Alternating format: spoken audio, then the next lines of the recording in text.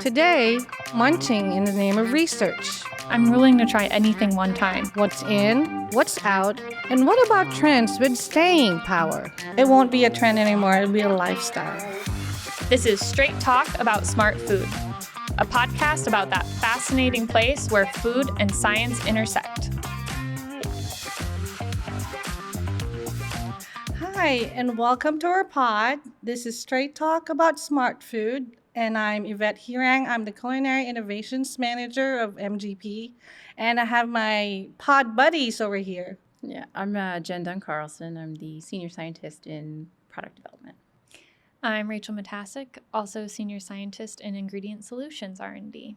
Okay, welcome, guys, and we're going to have fun today. Are you ready to talk about trends? It is always fun at this time of year, isn't it? Yeah, so we're going to talk about what's in and what's out, what's hot and what's not. And later on, we're going to talk about what to look out for in 2024. So let's start about the food industry in general. What do you guys think is trending right now? And what just kind of got cold? What do you think? I think we can see from over 2023, like the plant-based and meat analogs got a little cold here in 2023. I think it's going to come back in 2024. And I think what we can see with that is more development of more vegetable-based, plant-based, meaning like less from other sources and more like veggie forward plant-based coming at you in 2024. So I think that's one thing that, was really maybe cold in 2023, really hot in 2022, and I think it's going to cycle back around here in 2024. I hope so, anyways. I think with the work that's been done in the background on like flavors and texture innovation too, that is going to be like we're going to have like a 2.0 wave of plant-based coming in 2024. The renaissance, right, where you get that the technological push that gives you that ability to actually make it taste good. Because I feel like people had that really tepid first experience with plant-based, and then they're like, a little nervous here in 2023. But if we have some good new product in 2024. Mm-hmm. So what do you guys think makes a product stay? Like, what makes them trending last year and then it's still on this year, and what gives them that staying power? I think like what Jen was saying was like, if we put out product that doesn't hit the mark on texture, flavor, anything of the sorts, you're not going to get those repeat customers, and that's vital to have for the staying power. And so I think if you put in the R&D, you have the research, you've done all the tests, and you're hitting those marks on your textures, your flavors, your shelf life even, because that's a big thing of maybe it's really, really great when it first goes on the shelf, and then, a couple weeks later, you got something real crumbly. It ages worse than milk, and you're just like, oh. Yeah. And so I think that's like hitting those quality markers and satisfying the customer there. But, and I think, dovetailing that with trends that make things relevant all the time, like fitting in with the convenience, right? Or exactly. Like going, like you see convenience starting to become more popular again now that things are open and people are going back to their pre-pandemic schedules. Mm-hmm. You're seeing that rise of like, you need that convenience factor. So it could be maybe it's a product that's really, really good, but the convenience of it. So maybe repackaging that into like a microwavable pouch, or repackaging it into something that has more of that on-the-go convenience for 2024 can help with that staying power.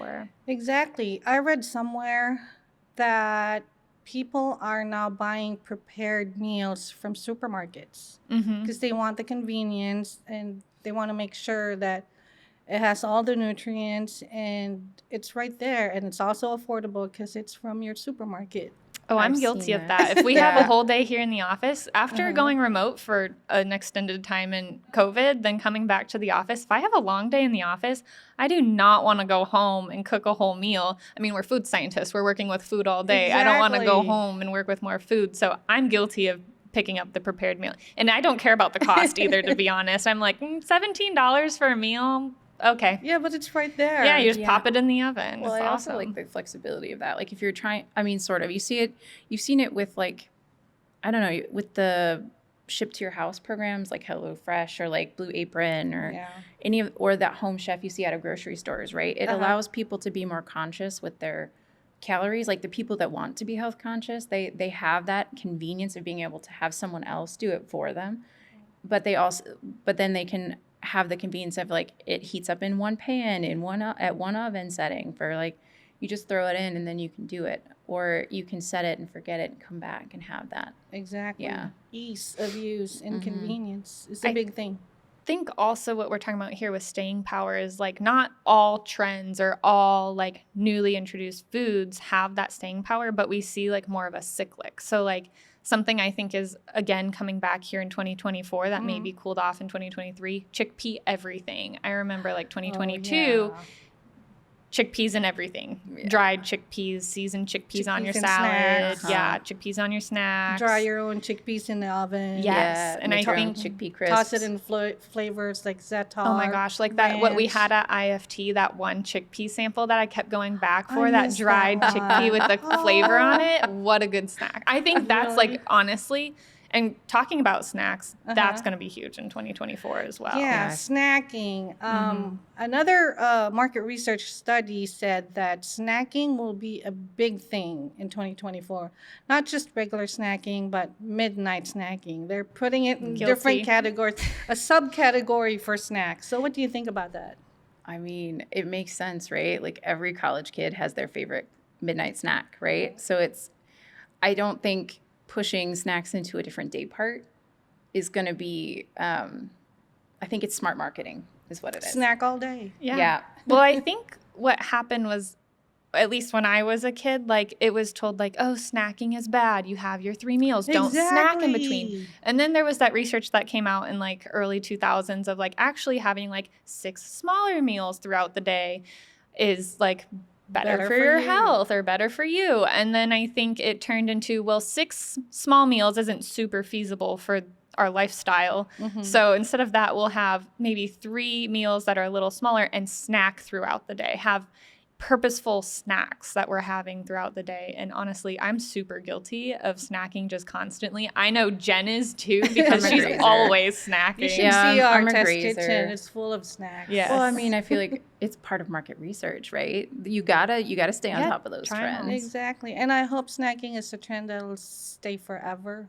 It won't be a trend anymore. It'll be a lifestyle. I think it's going to grow even bigger. Like, I know it's been growing over the past like 5 years, but I think that snack industry is about to absolutely boom. Yeah. Well, have been booming. And having and health conscious snacks too. I think that'll be interesting. Like you see the trends with health as like people age, right? And so right now with millennials as they're hitting their, mids. Yeah. They're mids, right? You see that they're starting to worry about those things that hit you long term. Like they want to extend healthy lifestyles because there's this pushback against like medicating always to solve the problem. I think younger generations are more interested in preventative health. And so they're looking at that through diet and trying to introduce some of those things through diet. So it's like anti-inflammatory. adaptogens. You've seen that one Yeah. go bananas lately, especially in like caffeinated drinks where people are wanting that indulgence, but they also want that benefit. They want something else there. Yeah, like you mentioned health.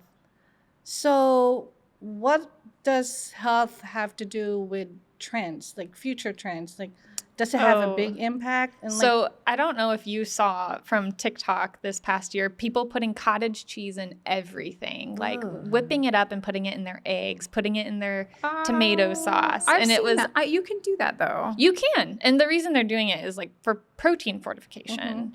And so I think that's one thing. I don't think we're going to be adding cottage cheese to everything in 2024, but I think protein fortification is huge. And so that's where that trend is going, and whether it's an at-home fortification like we're seeing with this trend, or it's the snack industry is targeting more high protein, turmeric, anti-inflammatory adaptogens, healthy, doing it that way. Yeah. healthy indulgence. Yeah. I mean, even here at MGP, we Yeah. just launched a snack inclusion that's high protein. I'm and have excited about different- that. Okay, they're really good. I just sit on there and like munch on them in my office all the time. I Okay, think that I'm excited even about- unflavored. So imagine them in a snack. Like, Yeah. ugh, I so can. good. You can. You're doing it. I'm excited about collaborating with like other companies that Mhm. they could use our inclusions, like create whatever bar you want with it, and like just add it to anything. Well, I and I can't wait to see appreciate the that. novelty of it, right? Because I feel like soy, pea, you know, the big whey crisps, they've had their like moment, right? And they are established, but people want something interesting or different. And at least the Or one, even upcycled. yeah, or upcycled, right? Upcycled is Something another that trend. fits into some of those other goals that they're looking for in their food, like some other like non-food things like the sustainability or the upcycling or something like that, where you can, if you can find Feel good. yeah, the other feel good factors with your food. I think that's huge, especially within like Gen Z. And what is the generation that's coming up behind Gen Z? Alpha. Gen Alpha. Oh gosh, did not we're know back to that. alpha. Okay, great. That Full makes sense, I circle. guess. Yeah. I feel so old. Well, Nah. I know Gen Z and Gen Alpha, they're probably going to be wanting more of those feel good purchases. So if we're looking more along those lines of upcycled, I think that's really going to start hitting, especially as Gen Z starts hitting the grocery store more. You know, It's they're gonna becoming come sooner adults. than later. They Yeah. they are adults. They are I have adults. I know my cousins- little sister is an adult. right. She's I have graduating cousins that college. are Gen Z that have kids now, and I'm just like, stop, please. Crazy. Time Stop passes, time. right? Time is passing. So okay, we talked about what's in. How about what's not? What's out? What's cold? I always think flavor trends, right? You know, and so it's interesting to see what, and it's not really out, but it's like evolved, right? Like last year was hot honey everything, hot honey. I and think everything. that's staying. yeah. I think it's evolving. Like that sweet spicy definitely is, but I think it'll be more like maple, like spicy maple or spicy, like a different sweet. The familiarity you've established with hot honey, and you'll see it differentiate out. It's the same way with like when you see spicy peppers, right? Now, like people drill down into regional peppers. Like there was some Calabrian chili, I think, Italian one. Million Scovilles. Yeah. Well, those, I mean, the super spicy chilies are always great. Although I think, I don't know, I like ghost chilies or scorpion chilies myself. Okay, well, apparently sweet and spicy, sweet and hot is going to be trending in 2024. I mean, That I I think believe. it There was you go. hot in 2023 too. No Yeah. pun intended. Uh. But Aha, gotcha.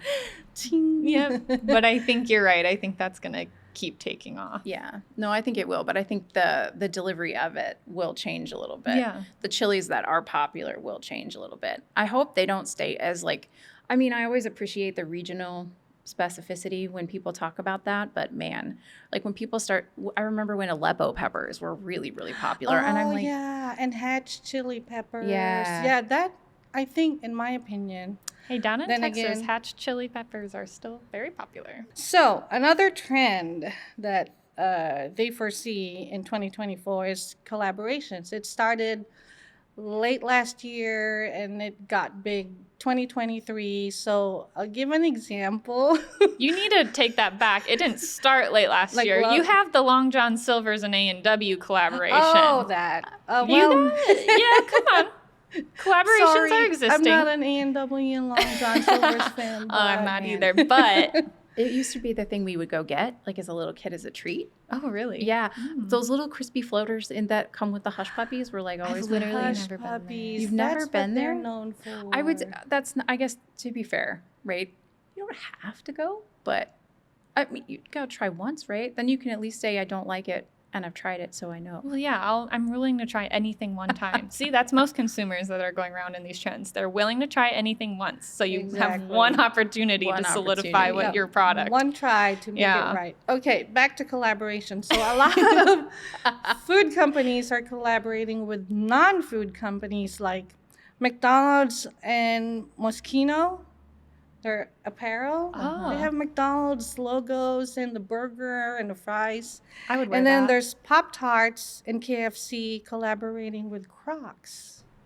I've seen that. I'm here for that, too. I saw the. I want Pop-Tart one. I Crocs. want a pair. And then don't. Ben and Jerry's and Momofuku, my favorite, collaborating with Nike. I have to get a pair of that. And then the most interesting, Gucci, and not James Beard, Michelin-starred Italian chef Massimo Bottura. They collaborated and opened up restaurants. I was like, oh, I want to Gucci go to a there. restaurant? I want to save up my 3 months salary and Yeah, go no there. kidding. Gucci in a restaurant. And then another one is, I have it here, Lays and Balenciaga. I was gonna say I don't. Lays and Balenciaga came up with a Wow. purse. Okay, so what's next in 2024? So A car? maybe more. But here's a fun game I want to play with you guys. So collaborations between food companies. I'll mention the 2 food companies and kind of guess what the product is that they came up with. Oh gosh, okay. Campbell's and McCormick. Ooh. Soup and And sauces and seasonings. flavorings. Yeah. Do they come out with hot You have 3 sauces? seconds. A I'm sorry. dry packet soup. Hot sauces. You're close. It's Frank's Red Hot SpaghettiOs. And again, Oh. interesting. Another one is Hershey's and Ocean Spray. Are you talking Chocolate-covered chocolate-covered Cranberries? Got it. Ding, ding, ding. 10 points for Gryffindor. Oh, the interesting one. Van Leeuwen, the ice cream company, Okay. and Hidden Valley Ranch. Seemingly ranch ice cream. Oh, I've seen, yeah. I've heard of the ranch ice cream. So apparently it's a big deal. Like you mentioned, TikTok. that's real. They have, yes. I was joking. No, ranch ice cream is real. I need to Van try Leeuwen's this. ranch ice cream. I'm curious. I want Like to I said, try I'll it. try There's anything pizza once. ice cream. Ooh. There's the ranch ice cream. Curious. But yeah, if they will send I us like some, ranch let's anything. try it. So Are go we buy going to it. see like mashed potato smoothies? I'm just Ooh, imagining they like have ranch that. ice cream mashed. Really? It- I think it's mashed potatoes or just potatoes and ice cream or French fries and ice cream. That takes me back to drinkable soups. Remember when Campbell's had the soup in a drinkable and you would drink it on the go? Yeah. like not warmed up. Speaking of, now that I say remember when, I think anything nostalgic in 2024 is about It's to come coming back. back. It's coming Dunkaroos, back. those little cheese and cracker with the little red like Dunkaroos? spatula. I said Dunkaroos came back. Those are different though. Okay. I think there's going to be like nostalgic fruit snacks coming back, candies. I hope so. Pepsi went back to their old can. Oh, really? Yeah. Yeah. It'll be interesting to see how they do that. So that's some of the collaborations in the food industry. So as MGP food scientists, what do you think you can contribute, like when we collaborate with manufacturers and help give them a smart trend concept? Like what can we do as scientists to help this trend in 2024, and what should we look out for I think 2024? MGP, especially our R&D department, and shout out to Sarah Fisher.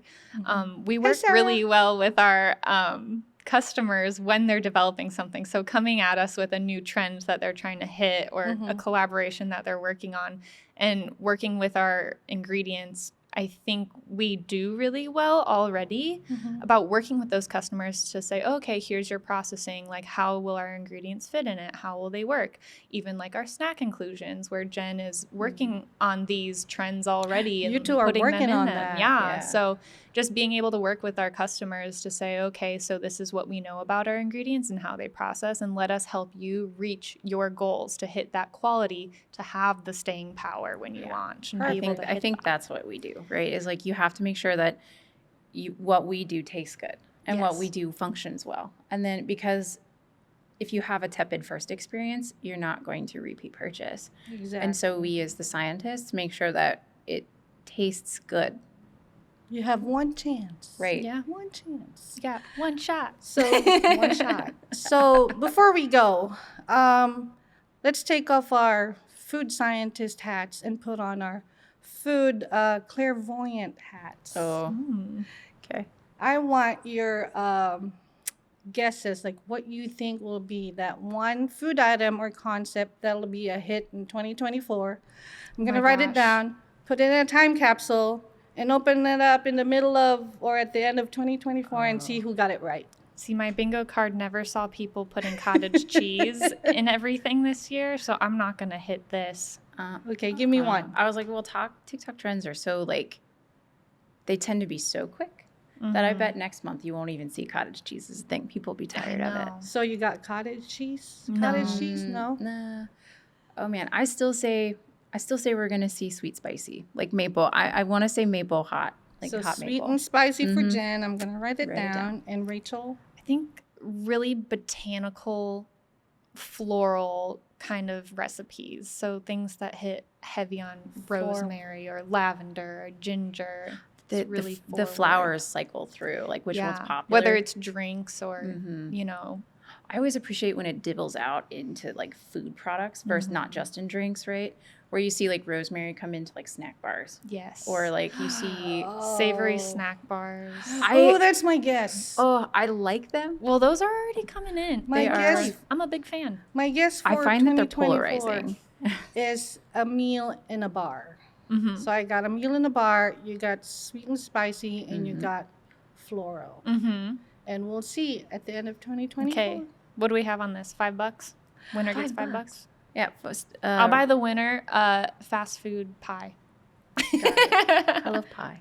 We got witnesses. Yeah. All the listeners are witnesses. Let us know. Remind us what Rachel is I owe giving someone. the winner. Mm-hmm. Okay. So that was fun. It's always nice to talk about smart food in the food industry. So I hope you join us again in the next episode of Straight Talk about smart food. Thanks for having us. MGP's food scientists are here to solve your culinary challenges. Contact us to discuss how we can help provide delicious solutions for you. Go to mgpingredients.com and click Contact Us. This content is for informational purposes only and should not be taken as, nor is it a substitute for, professional medical advice, diagnosis, or treatment. Always seek the advice of your physician or other qualified health provider with any questions you may have regarding your diet, health, and/or medical condition. MGP Ingredients Inc. acknowledges that third-party trademarks referenced in this podcast are the registered trademarks or service marks of their respective owners. Reference to such third-party trademarks is not intended to apply any affiliation, endorsement, sponsorship, or relationship between MGP and the respective trademark owners.